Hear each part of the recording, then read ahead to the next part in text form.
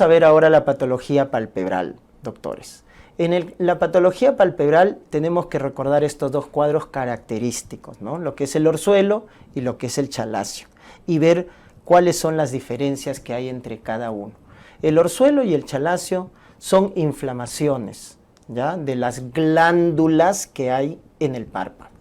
Entonces, cuando hablamos de una inflamación aguda, ¿ya?, y se trata de una infección, y ya que acá está involucrada una bacteria que es el Staphylococcus aureus, infecta las glándulas externas o las glándulas internas del párpado.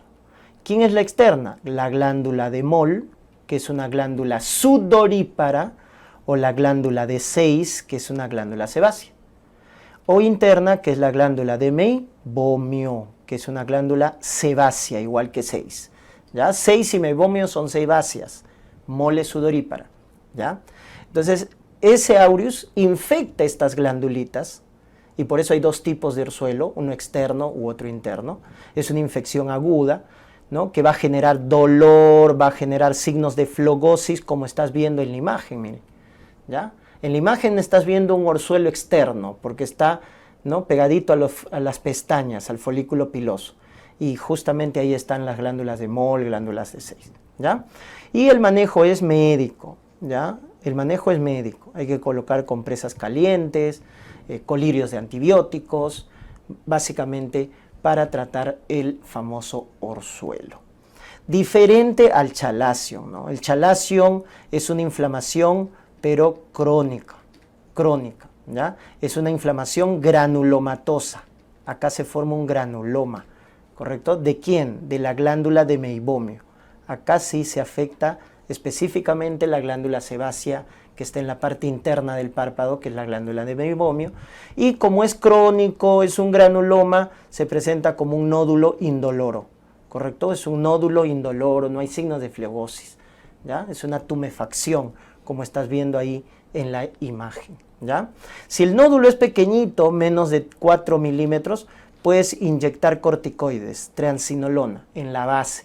Si es más de 4 milímetros y es grande, entonces ahí sí ya se hace la resección quirúrgica, ¿no? Entonces, un chalación puede ir a cirugía cuando el nódulo es grande, ¿no? Si es pequeñito, el manejo conservador es inyectar corticoides en la base, ¿ya? Entonces, quiero que diferencien, no se pueden equivocar, por favor, no se pueden equivocar.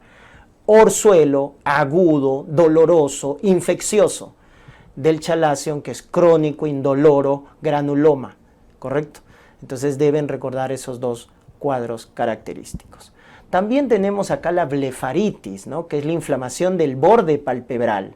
Esa blefaritis, ojo, muchas veces se puede confundir con una conjuntivitis, porque te van a decir que hay prurito, hay sensación de arenilla, sensación de cuerpo extraño, pero lo que te va a llamar la atención es que no te dan la secreción.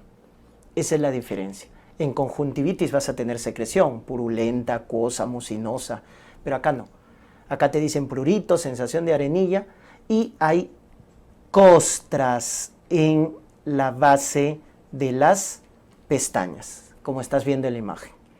Entonces, cuando te dan ese datito de costras en la base de las pestañas, piensa en blefaritis. La blefaritis más frecuente en nuestro medio es la bacteriana, que es producida por S. aureus, pero también hay por parásitos como Demodex, Folliculorum. Entonces también hay la blefaritis parasitaria, ¿no? Pero la más frecuente es la bacteriana, producida por Staphylococcus aureus. Siempre esta bacteria, ¿no? En conjuntivitis, bacteriana, orzuelo, blefaritis, piensa en Staphylococcus aureus. Luego tenemos por acá lo que es el ectropión, ¿correcto? El ectropión, doctores, es básicamente la caída, la eversión del párpado, como estás viendo en la imagen, ¿no? Está evertido el párpado. Entonces, al estar evertido, hay una eversión del párpado, ¿ya? Lo más frecuente senil, ¿ya? Lo más frecuente senil es que se va a exponer lo que viene a ser la córnea y se complica por eso el ectropión se complica, por eso el ectropión, ¿ya? Se complica con una llamada queratopatía de exposición. ¿Ya? Queratopatía de exposición. Porque al exponerse la córnea se genera inflamación de la córnea. ¿Ya? Esa es la complicación típica del ectropio. ¿Ya? Luego tenemos la ptosis palpebral, que es la caída del párpado. Y acá lo que tienes que recordar es algunas causas, ¿no?, que van con una ptosis palpebral. Por ejemplo, la congénita, ¿no es cierto?, que lo vemos junto con ambliopía, que es el ojo perezoso, estrabismo. La neurogénica, característico por la parálisis del tercer par craneal, ¿ya? Y en esta de acá, lo que vamos a ver es que en la parálisis del tercer par craneal, recuerden, el paciente va a tener ptosis, va a tener diplopia y vamos a fijarnos en la pupila, ¿correcto? Porque ¿qué es lo que pasa? Cuando se paraliza el tercer par, estás afectando al músculo elevador del párpado, ¿no? Porque acuérdate, el tercer par tiene inervación para el elevador del párpado y tiene también ramas sensitivas parasimpáticas. Ojo, parasimpáticas. Entonces, la parálisis del tercer par puede ser la parálisis del nervio, ¿ya? O sea, la inflamación del nervio, producto de la diabetes, producto de la hipertensión, ¿no? Y esa es la mononeuropatía. Entonces te da tu ptosis, tu diplopia, descartar parálisis de tercer par. Pero cuando tú veas que se acompaña de midriasis, o sea, una ptosis, diplopia y midriasis, es porque está comprometiéndose el núcleo del tercer par craneal. ¿Cómo se llama el núcleo del tercer par craneal? Recuerden por neurología, el núcleo de Edinger-Westphal. Estamos, el núcleo de Edinger-Westphal. Entonces ahí se está comprimiendo el tercer par, el núcleo, cuando vemos ptosis, diplopia y midriasis. ¿Correcto? Ahí vemos. Entonces, ¿ahí qué debemos descartar, doctores? Aneurisma de la comunicante posterior. Aneurisma de la comunicante posterior. ¿Ya? Entonces eso deben recordar, porque recuerda que el núcleo del tercer par está en el mesencéfalo, ¿no? Entonces por eso descartar un aneurisma de la comunicante posterior, ¿ya? Entonces una cosa es ver ptosis, ver diplopia por una parálisis del tercer par, pero si este se acompaña de una midriasis, hay que obviamente buscar que se está comprimiendo el núcleo del tercer par y debemos ahí descartar aneurisma de la comunicante posterior. Otra causa de ptosis neurogénica es el síndrome de Horner, ¿no? De Claude Bernard Horner, que va con ptosis, miosis, enoftalmos, anhidrosis de la hemicara, ¿no? Son los datos del famoso síndrome de Horner, ¿no? Repito, ptosis, anhidrosis, miosis, enoftalmos. Entonces, ese es el síndrome de Claude Bernard Horner, donde vemos alteración de ¿quién? De la cadena simpática. Acá se lesiona la cadena simpática, ¿no es cierto? ¿Y por qué al lesionarse el simpático el párpado se cae? Porque hay un músculo que ayuda a elevar el párpado, pero que tiene inervación simpática. ¿Cómo se llama? Músculo de Müller. Músculo de Müller. Ese es el músculo que se afecta en un síndrome de Horner, que recibe inervación simpática. Entonces, como en el síndrome de Horner se compromete la cadena simpática, entonces este músculo de Müller pierde consistencia y por eso el párpado se cae, ¿ya? Muy bien, recuerden ese detalle. Otra causa también de ptosis es la miastenia, ¿no? Un problema neuromuscular de los receptores nicotínicos que hay en la unión neuromuscular. Ahí sí puede ser incluso bilateral la ptosis, ¿no? Junto con fatiga, diplopia, etc. ¿Ya? Ahí sí la pupila no está alterada, no está como en el síndrome de Horner que hay miosis. En la miastenia no hay alteración de la pupila, por si acaso.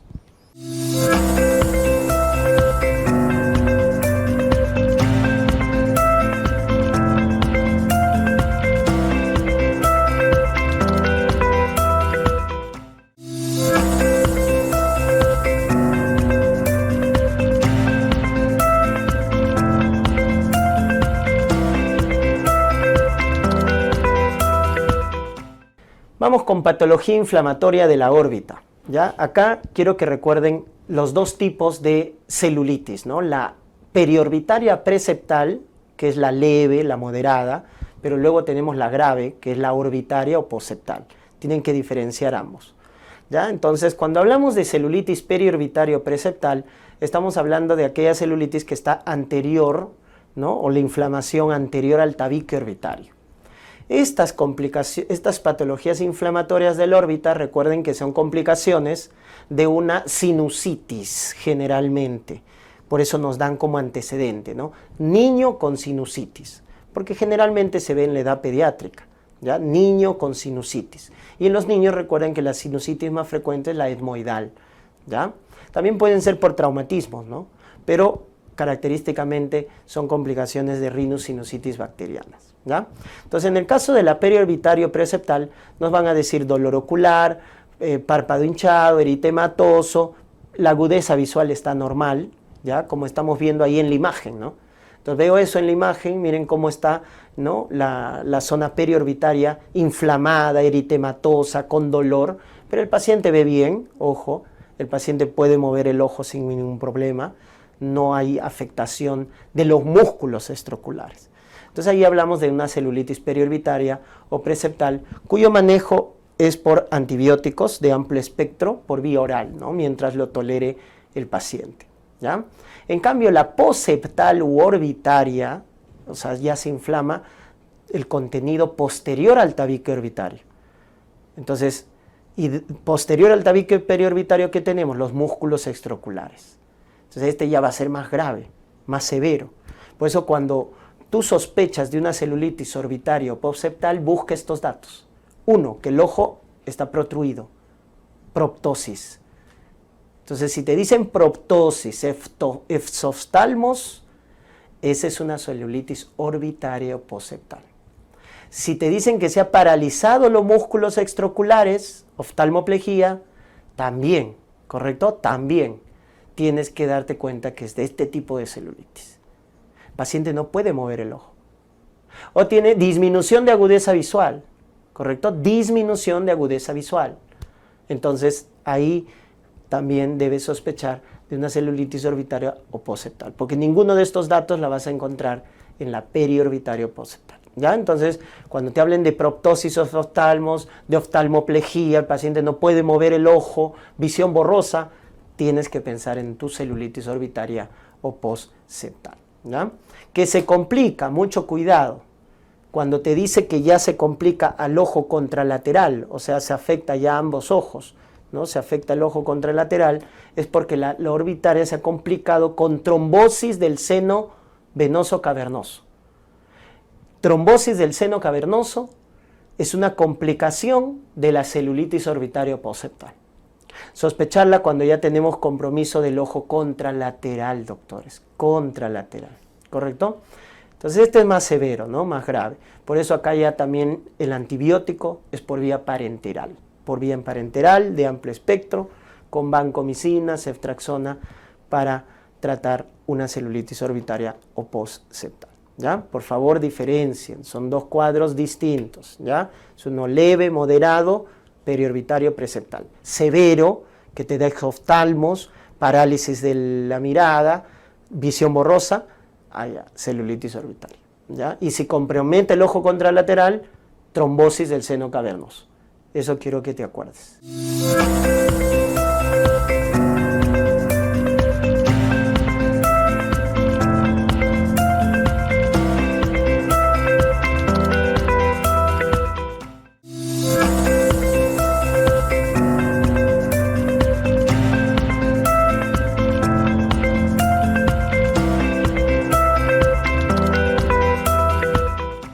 Luego tenemos acá patología del sistema lagrimal, ¿ya? Acá rápidamente vamos a ver las definiciones, ¿ya? Cuando se inflama la glándula lagrimal, eso se llama dacrioadenitis, que lo estás viendo ahí en el gráfico.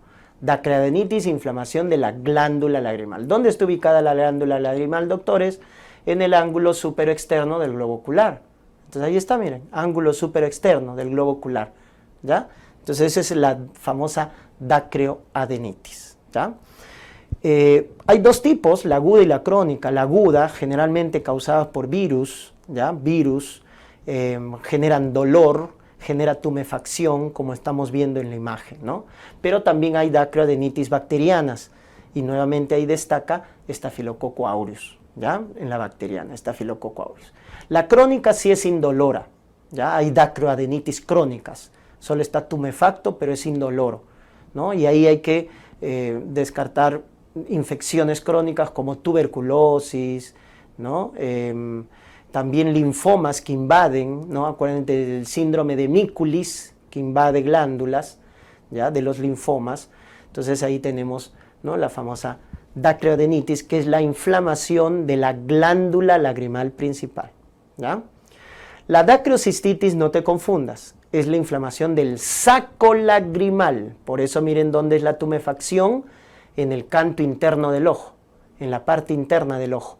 Entonces, inflamación del saco lagrimal, dacrocistitis. Acá el paciente tiene lagrimeo, tiene epífora constante, ¿no? Epífora, lagrimeo y tumefacción del canto interno, como estás viendo, ¿ya? Esa es la famosa dacrocistitis, inflamación del saco lagrimal, que también puede ser viral, puede ser bacteriano por Staphylococcus aureus frecuentemente, ¿no? Por eso hay que dar tratamiento a base de antibióticos, ¿correcto? Y si no hay respuesta, muchas veces las dacrocistitis hay que operarlas.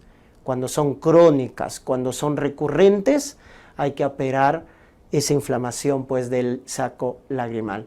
La cirugía se llama dacriocistorrinostomía. Dacriocistorrinostomía. ¿Estamos? Muy bien. Entonces hay que acordarnos de estos dos cuadros, ¿ya?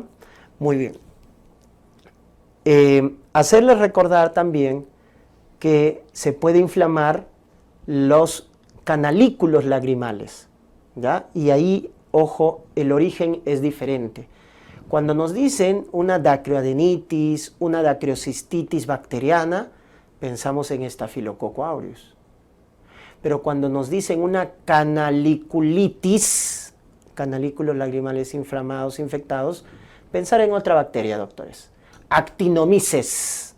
Actinomyces, cuando es inflamación de los canalículos, ¿ya? Y la dacroestenosis es básicamente la obstrucción del conducto nasolagrimal. Recuerden que el conducto nasolagrimal conecta, ¿no? Lo que es el drenaje lagrimal con el meato inferior de las fosas nasales, ¿no? Entonces, esa obstrucción del conducto nasolagrimal se conoce con el nombre de dacroestenosis.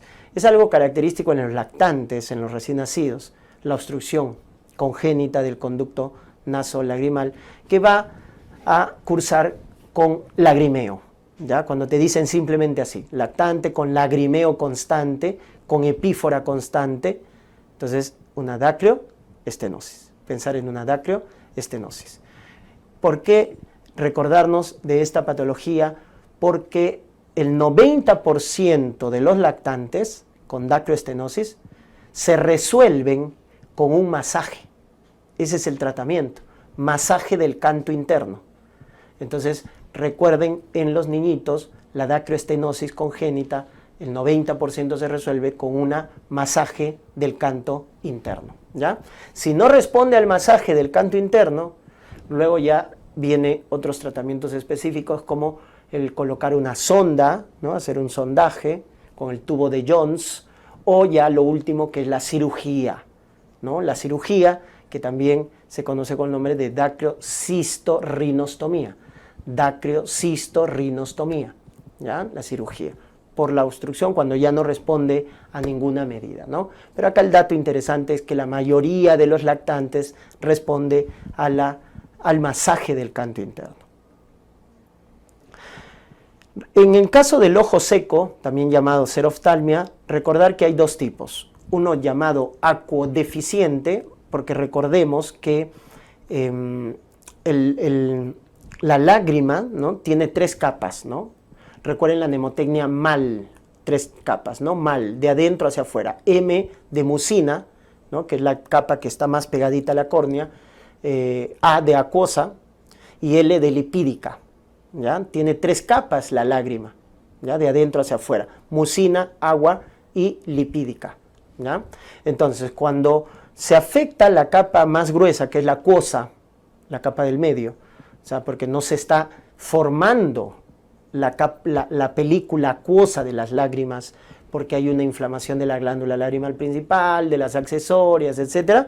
Entonces ahí hablamos de el ojo seco acuodeficiente, ¿ya? Y eso es característico del síndrome seco, el llamado síndrome de Sjögren, ¿ya? El síndrome de Sjögren que va con boca seca, ojo seco, etc., ¿no? Miren, entonces ahí están las tres capas, ¿no? La de verde, que es la mucina, la acuosa, la de celeste, y lipídica, la amarilla, ¿no? Entonces cuando se afecta la capa del medio, la acuosa, hablamos de acuodeficiente. En síndrome de Sjögren, en dacroestenosis, en bloqueo del reflejo del párpado, del parpadeo, porque eso nos ayuda a lagrimar, o fármacos, ¿no? Irritantes también pueden producir este tipo de ojo seco. O el evaporativo, que es cuando está afectado la última capa de la película lagrimal, la capa lipídica, porque justamente es su función. La capa lipídica, que es esa capa lipídica formada por las glándulas sebáceas, meibomio, 6, forman esta capa lipídica que evita la evaporación de las lágrimas.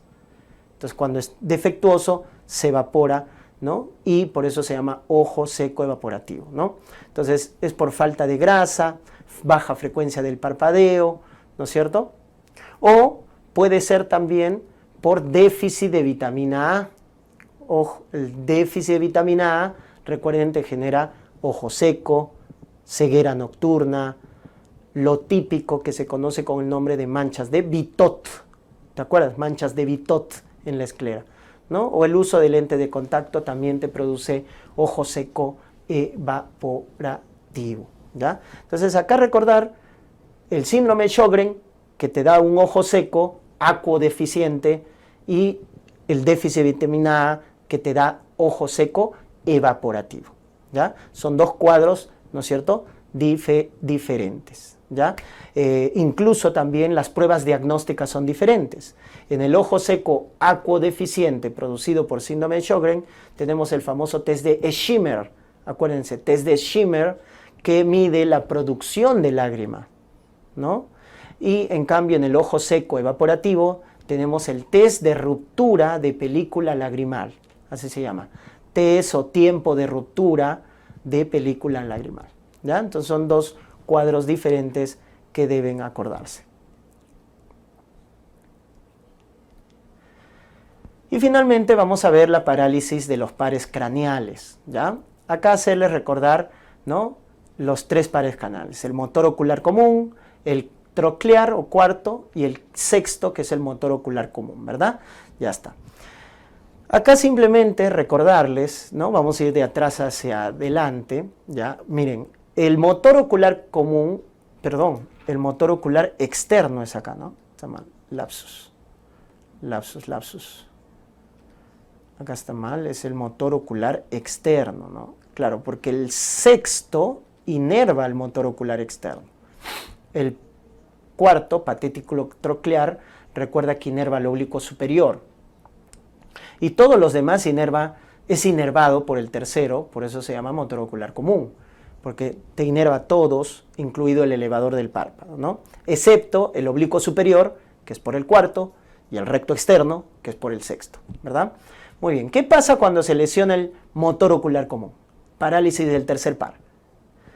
Tosis, doctores, rápidamente, tosis, diplopia, tosis, parálisis del tercer par, ¿ya? Cuando nos dicen entonces la caída del párpado, ¿ya? Diplopia, entonces ahí parálisis del tercer par.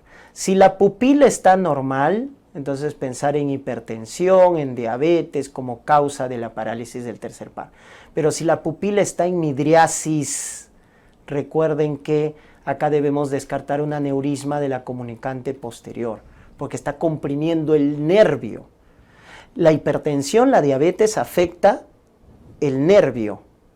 En cambio, el aneurisma de la comunicante posterior afecta el núcleo del tercer par.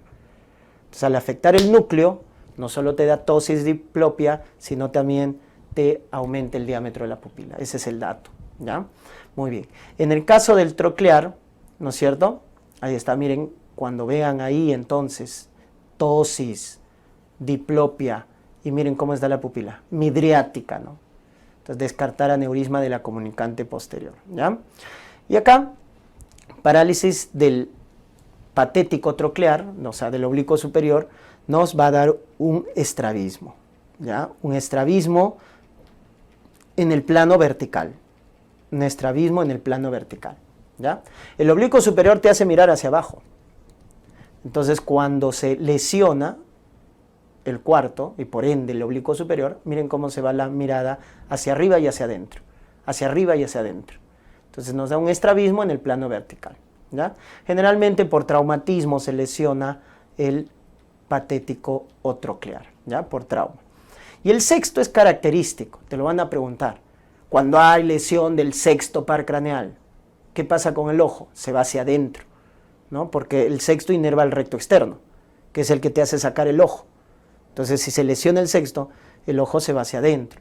Entonces, eso se llama estrabismo en el plano horizontal, o más conocido con el nombre de estrabismo convergente, porque el ojo se va hacia dentro, medial, aducido. Entonces, ahí, lesión del sexto par craneal, que también por traumatismos, o acuérdate, en neurocirugía, es el par craneal que suele lesionarse cuando hay una hipertensión endocraniana, ¿no? Un estrabismo convergente por parálisis del sexto par. Muy bien, justamente cuando hablamos de una asimetría en los globos oculares, estamos hablando del famoso estrabismo, ¿ya? Cuando hay una asimetría, se pierde la simetría de los globos oculares. Este es un ojo normal, como podemos ver, miren, ambos son simétricos, el punto luminoso está en el centro de la pupila, pero ya esto ya no. Miren cómo acá ha perdido la simetría, ¿no es cierto? El ojo está hacia adentro. Esta es una endotropía, porque está hacia adentro, endotropía. Este está hacia afuera, exotropía, ¿no? Puede estar arriba, hacia abajo, etcétera, ¿no? Muy bien, en los lactantes o recién nacidos hay que darnos cuenta, ¿no? Del estrabismo que puede tener un niño, porque esto lo va a llevar a una complicación, que es el famoso ojo perezoso o ambliopía, ¿ya? Por eso hay que, ¿no? Hay que descartarlo, ¿ya? Con lo que se llama el reflejo del ojo rojo, ¿ya? El reflejo del ojo rojo. Cuando el reflejo del ojo rojo está muy intenso en un niño, es que debemos descartar un estrabismo. Reflejo del ojo rojo intenso, descartar estrabismo en niños, ¿correcto? Muy bien. Hay el pseudoestrabismo, mucho cuidado, por el pliegue epicántico, que puede presentarse en un niño, ¿ya? Entonces dicen pseudoestrabismo. Eso es por el pliego epicántico, ¿no? Pero cuando le hagas su reflejo del ojo rojo, va a estar normal. Ahí te das cuenta que es un pseudoestrabismo, ¿ya? En el caso de niños mayores, ya a veces el estrabismo es latente, ¿no? En los adultos, niños, el estrabismo es latente, por eso a ese estrabismo latente se le conoce con el nombre de forias, ¿ya? Forias son estrabismos latentes.